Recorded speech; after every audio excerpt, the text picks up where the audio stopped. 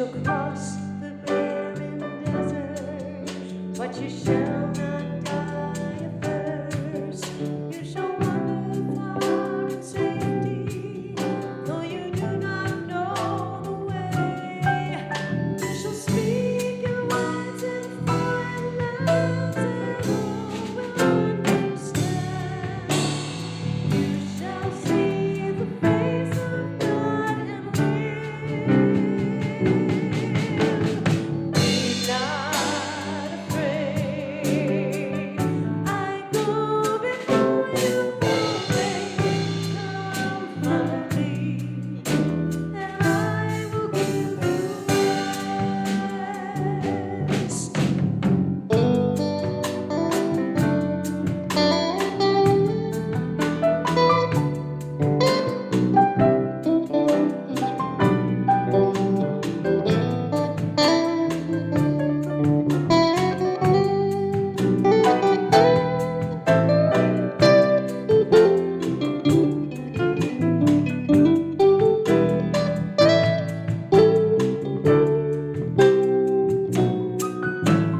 Be not afraid. I go before you always. Come follow me, and I will give you rest.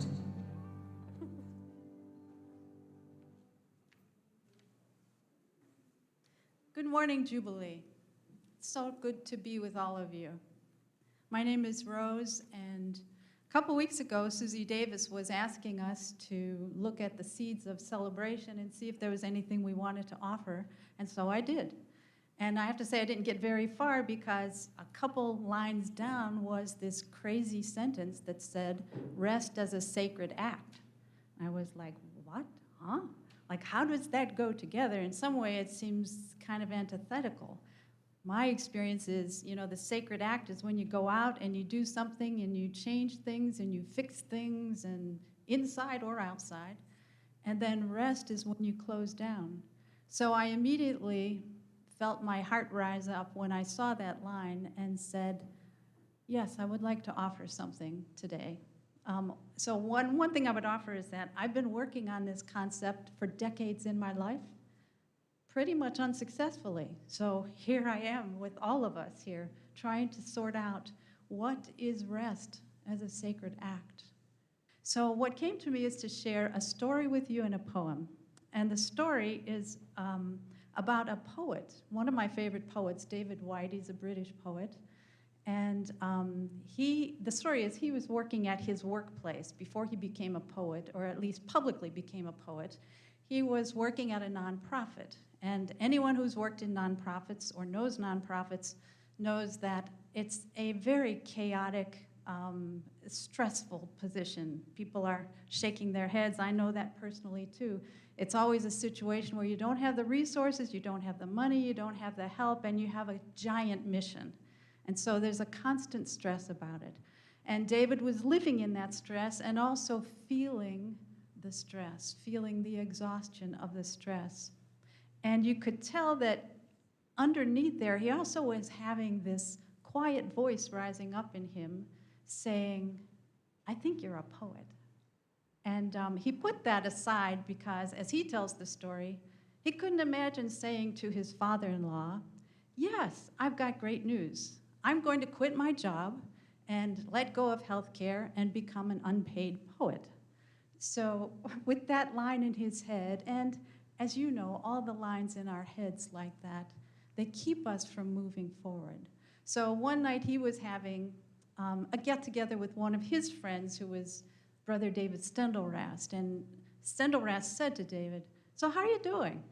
And David said, I am so exhausted. I am thoroughly exhausted. And Stendelrast said, well, the antidote to exhaustion is not rest. And David said, huh? Like he knew those words separately, but he didn't know how they went together. And that's a lot how I feel as well. So he was working with this, what is the antidote to exhaustion? and David Steindl-Rast said, the antidote to exhaustion is wholeheartedness. And again, David is like, what does that mean? So this story comes to me to share with you because that line has been spinning around in me for a couple decades. The antidote to exhaustion is not rest, it's wholeheartedness. So the story brings us to the question of what does it mean to be wholehearted? What does it mean to make choices that take us to our wholeness, to take us to our sense of home, that takes us to live in our heart just a little bit more? And that's what I offer to us in this story, that rest is an action, a sacred action, when it urges us to become more aligned with our true self. Even in a little space in our life or a big space in our life, there's somewhere for each of us, and I'm sure that this connects with many of us here today, that there's some place where we can move closer to who we really are. And that is the rest that nourishes our soul and prepares us for action in the world. So that leads to the poem. This poem is by Rilke, a German poet from the early 1900s. And all poems are great stories. This poem has a very simple story. And I'm sure it's happened to all of us, where you're walking along, minding your own business, and you have an aha that sort of stops you in your tracks. And this aha is a speaker seeing a moment in the life of a swan. So the poem is called The Swan, and I want to tell you the story of it so you can hear the words then. The story is a person is watching a swan walking on land, and then there's a moment where the swan chooses to go into the water. It's kind of like your story, Lauren, of choosing to set down things. Because this swan, have you ever seen a swan walk on land? It's not a pretty thing. You know, swans are these beautiful, elegant creatures, and yet when they're walking on land, they're just looking clumsy, and they also look sort of cranky. And then what happens to them in water is what this is about. So here's the poem. This laboring of ours, with all that remains undone, as if bound to it. So right there, you got to stop, and that line in itself is exhausting, isn't it? Can you think of places in your life where you are laboring with things that feel undone, and you cannot detach from them? This laboring of ours, with all that remains undone, as if still bound to it, is like the lumbering gait of a swan. And then our dying, the releasing ourselves from the very ground on which we stood, is like the way he hesitantly lowers himself into the water. So here you have the moment of choice, the moment to leave where you're lumbering and laboring and let yourself down into the waters that receive you, that are closer to where you belong, that allow you to go into a graceful flow, that allow you to have that deep rest. So the second half of the poem is what happens to the swan and what happens to the water after that moment. So here it is. The water gently receives him and, gladly yielding, flows back beneath him as wave follows wave. The water is transformed. The water receives him, while he, now wholly serene and sure, with regal composure, allows himself to glide. So here it is without my interruption. The swan. This laboring of ours, with all that remains undone, as if bound to it, is like the lumbering gait of the swan. And then our dying, which is the releasing of ourselves from the very ground on which we stood, is like the way he hesitantly lowers himself into the water. It gently receives him and, gladly yielding, flows back and beneath him as wave follows wave, while he, now wholly serene and sure, and with regal composure, allows himself to glide. So this poem invites us to a gentle reflection. Where in our lives are we being asked to align ourselves with our hearts, with our wholeness? Where can we make a choice to move into the rest, into the water that is more our home?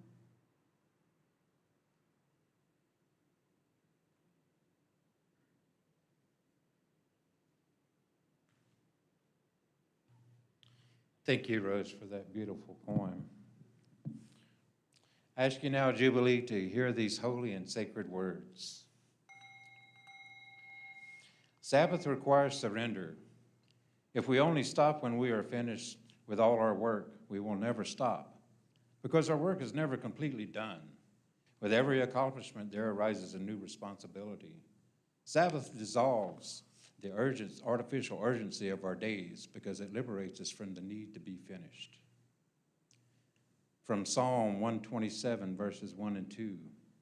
It is in vain that you rise up early to go late to rest, eating the bread of anxious toil, for God gives sleep to God's beloved. And from Luke 5, verses 15 and 16. But now, more than ever, the word about Jesus spread abroad.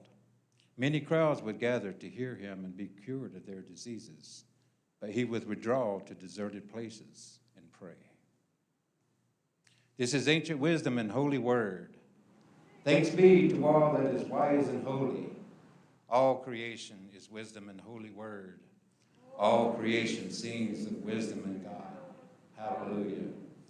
And now, Jubilee, it's my honor and my pleasure to ask Ms. Lauren Fortuna to come up and share a message with us today in a good way, I hope.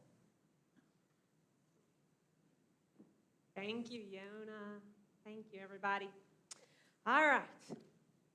I'm going to say that psalm one more time because this is like my new favorite. It is in vain that you rise up early and go to rest late, eating the bread of anxious toil, for God gives rest to God's beloved. God gives rest to God's beloved. God gives rest to God's beloved. Oh, I'm just going to say it over again. I feel so good. I just want to memorize it. It is in vain that you rise up early and go to rest late, eating the bread of anxious toil. Who here has felt like they've been eating some bread of anxious toil lately? Me, right? It just says so perfectly. The bread of anxious toil, for God gives sleep to God's beloved. Oh, take a breath. God gives sleep to God's beloved. So I want to start this morning with the book of Mark. So now the book of Mark, it's the shortest of all the Gospels. You can read the whole thing in like an hour and change, right? And a lot of Bible scholars say that Mark, he just tells his gospel in a hurry. He loves the expressions immediately and at once. He uses these words 39 times in his little tiny book, 39 times, immediately, at once. And so the writers of Mark, they're so excited. They're just so excited to get to the good part of the story. They like skip Jesus' birth. It's not even important. Doesn't make the list, right? But, so he has this breathless enthusiasm to share Jesus' story, but at the same time, Mark repeatedly pauses. He pauses to talk about Jesus taking time for solitude and silence.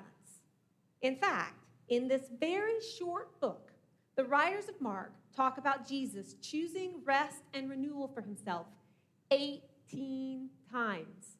18 times. The birth of Jesus, not important. But Jesus choosing silence and renewal is worth talking about over and over and over again. And if you look at the Gospels, Jesus' craving needing and choosing solitude and rest. It's everywhere. As soon as he's baptized, what does Jesus do? He heads out into the desert by himself. Rest and solitude is how he made all of his important decisions. It's how he dealt with troubling emotions like grief. It's how he dealt with the constant demands. It's how he cared for his soul. It's how he taught his disciples. It's how he prepared for important talks. And finally, it was how he prepared for his own death. Our scripture from the New Testament says simply, "Now more than ever, the word about Jesus spread abroad. Many crowds would gather to hear him and be cured of their diseases. But Jesus would withdraw to deserted places and pray." Now, I'm not deigning to compare the importance of, whatever is in your inbox to, Jesus healing the sick. But somehow, Jesus did not think of himself or his work as so important that he could not take a break. Or perhaps, Jesus knew that what he was doing was so important, he couldn't afford not to take a break.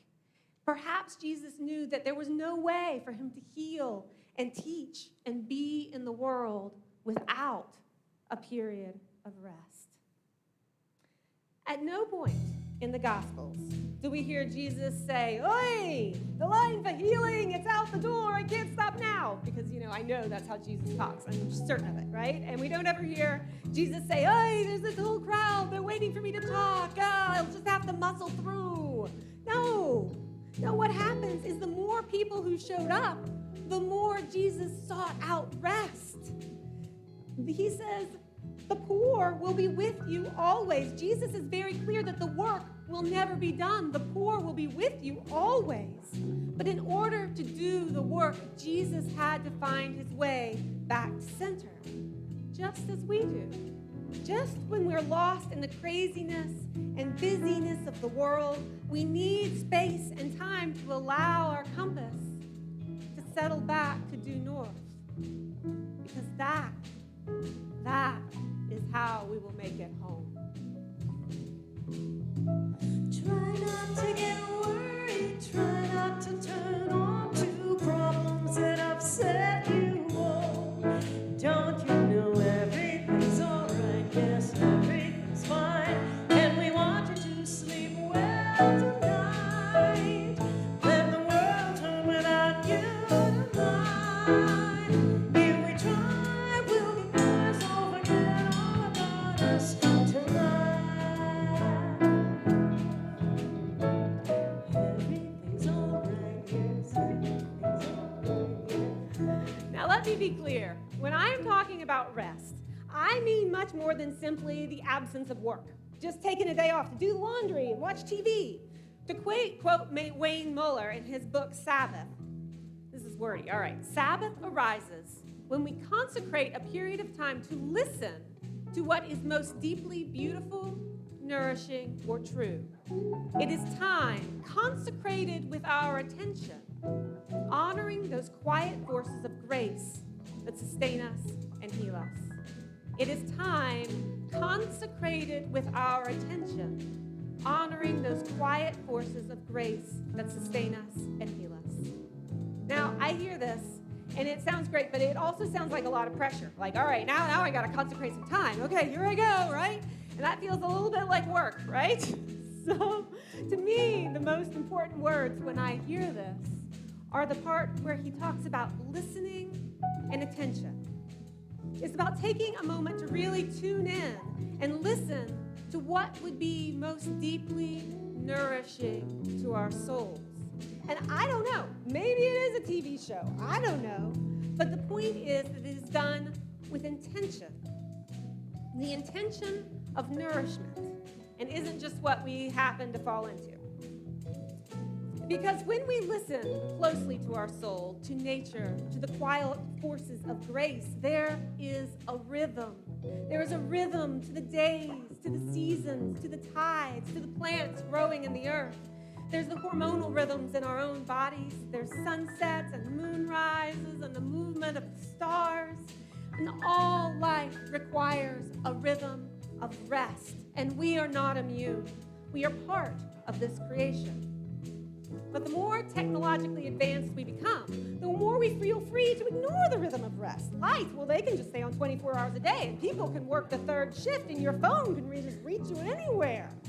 And we're pulled further and further from our own natural rhythms of rest. The rhythms have been harder to hear and harder to find, but that just means we have to listen more closely. So my parents sent over a book, it was an episode to listen to it's called On Being, and it was an interview with a man named Oliver Burkeman, who wrote a book called Time Management for Mortals. And in the interview, he points out that our technology offers us a more and more realistic illusion that we can, in fact, get it all done. Emails are quicker than letters, and texts are even quicker than emails, and yet the more we empty our inbox, the more it just fills up again. And the news cycle that used to be for 30 minutes on TV once a day is now refreshed every 5 minutes. It's constant. And we are fed this illusion that we can know it all, that we can do it all, that we can be it all, but it is an illusion.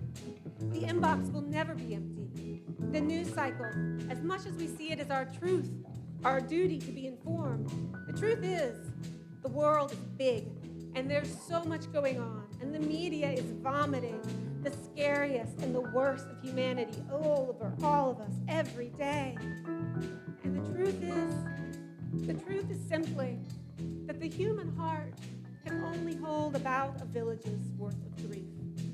And we refresh that news cycle every 5 minutes, and it fills us with more grief and worry than for a lifetime. Oliver Buckman's advice for the media was quite simple. Choose a couple of issues that are close to your heart or home, and let the rest go. Oliver had some pretty bad news for us. The average human life lasts about 4,000 weeks. And over those 4,000 weeks, we simply cannot do it all, hold it all, and know it all, period. But the good news, the best news is that we get to quit trying.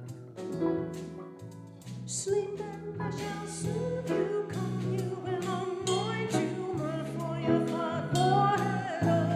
Then you feel everything's alright, yes, everything's fine, and it's cool and the ointment sweet. For the fire in your head feed. Close your eyes and relax, think of things you love.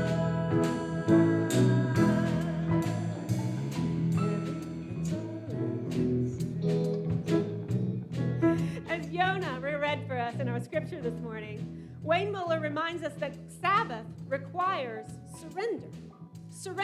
Surrender to the fact that we will never be finished. And why will we never be finished? Why can we not do it all and know it all? Because we are not God. We are not in control of everything. And often I wonder if we cling to our busyness as a way to maintain the illusion that we are in control. The more I do, the more control I have. See, the more influence I'm having on the world. See, I really am in control. We're not in control. And being quiet, settling into that stillness, it rubs up against our uncomfortable edge that we are not in control. That in fact, the world can spin without us. And that there's very little that we have control of really over anything. And I'll be the first to admit, to me, this thought is terrifying. I like my sticky little fingers on the steering wheel, right? But on the other hand, if I am not in control because I am not God, then perhaps this is a moment for a little faith. That I really can let the world turn without me tonight. That I can do my part and also know that in the end, all of this is held by a spirit of grace that is bigger and deeper and wiser and more loving than my tiny little human heart and mind can even begin to comprehend. And Spirit is calling me to rest. The Spirit is calling me to listen to the rhythm of my own soul. It is in vain that you rise up early and go late to rest, eating the bread of anxious toil. For God gives sleep to God's beloved. God gives sleep to God's beloved, which is you. Try not to get worried, try not to turn on to problems that upset you. Oh, don't you know everything's alright? Yes, everything's fine, and we want you to sleep well tonight. Let the world turn without you tonight. If we try, we'll get by, so forget all about us tonight.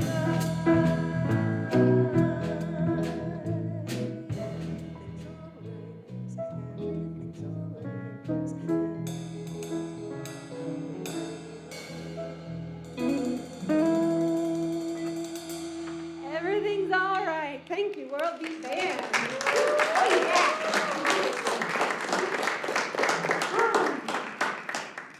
So now it's our time of giving. So we're going to virtually get those bowls passed out at home.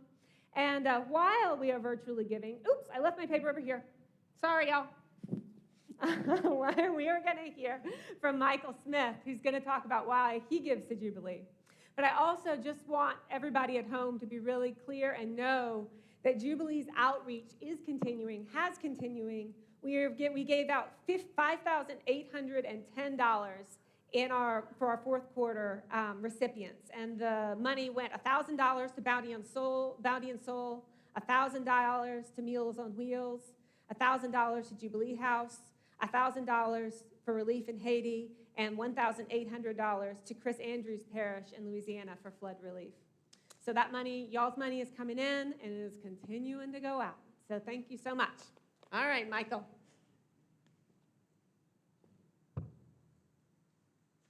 In an email note to Shel Bernhardt this week, I stumbled onto the notion that we jubilants are like a community in exile, finding our way home. And I realized that sums up why Anne-Marie and I financially support Jubilee. When you're in exile, kicked out of the warm familiarity of home, the last thing you want is to be alone. You need company. Even if you know that no one in the group can fix everything or can fix anything, being together brings comfort and hope. Even more so when the home you're expelled from will never be the same. So there really is no such thing as going back home. You're going toward a new home that you will either discover or create. But either way, you are together, and you've learned to trust togetherness way more than aloneness. Being with your people on a journey really is a kind of destination. So here we are, early 2022, in a world that is in a mell of a hess.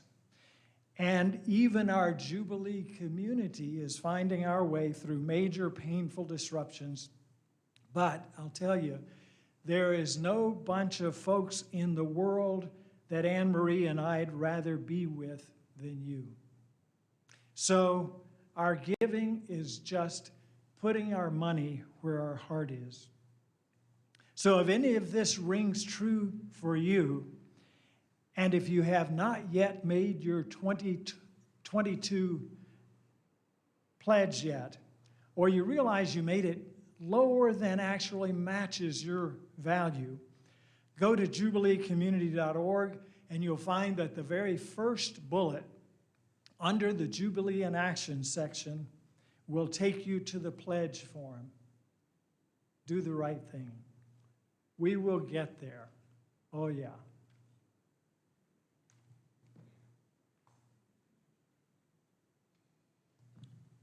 Thank you for that, Michael, and thank you to you and Anne Marie for all your efforts and for sharing your heart in a good way. I echo that same sentiment of being part of a community that is always, it's so enriching to my life to know and to come and to look into the smiling faces and the warm hearts of this community. And it's with that, as we move forward, Jubilee, I ask you to take a deep breath and find rest and solace in what has just been offered. That type of solace whenever maybe you haven't gotten everything marked off your list, but that one moment when you're sitting around the table with your family and your loved ones, and take that one deep breath and the satisfaction of knowing that life is good.